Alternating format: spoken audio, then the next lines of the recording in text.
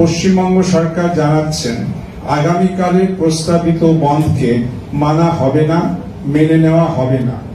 সকলের কাছে অনুরোধ, এই বন্ধে অংশ নেবেন না। মহারাষ্ট্র হাইকোর্টের সাম্প্রতিক বন্ধ বিরোধী চাপিয়ে দেওয়া বন্ধ বিরোধী নিষেধাজ্ঞার কথা সকলেই জানেন। সাধারণভাবে এই জাতীয় অচলাবস্থা জোর করে সৃষ্টির বিরুদ্ধে বিচার বিভাগের নানা নির্দেশ আছে।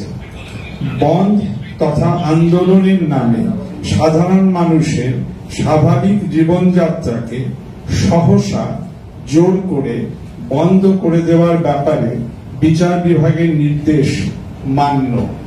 রাজ্য সরকারের সিদ্ধান্ত, আগামীকাল সমগ্র রাজ্যে স্বাভাবিক জনজীবন সচল রাখা হবে, সবকিছু চালু থাকবে।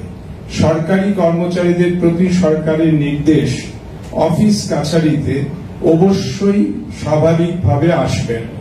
দোকানপাট খোলা থাকবে। সরকার তার জন্য সকল অনুকূল ও আইনানুগ ব্যবস্থা করবেন।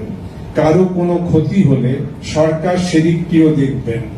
যানবাহন চলাচল স্বাভাবিক রাখতে হবে, এটাও সরকারি নির্দেশ। সকল প্রাইভেট বাস, মিনি বাস ইত্যাদি অপারেটরের প্রতিও এই অনুজ্ঞা থাকবে। বাংলাকে সর্বক্ষেত্রে সর্বতোভাবে সচল রাখতে হবে। বাংলার সংস্কৃতি ও কৃষ্টি মূলত সৌজন্য ও পারস্পরিক সহাবস্থান ও সহযোগিতার। সেই সামাজিক কৃষ্টির প্রতি শ্রদ্ধা রেখে পুলিশ আজ যথাসাধ্য শান্ত থেকেছে। এই সৌজন্য ও শিষ্টতার পরিবেশ বজায় রাখা হবে এবং কাল থেকে জনজীবন স্বাভাবিক থাকবে। পশ্চিমবঙ্গ সরকার এই আশা ও বিশ্বাস পোষণ করে।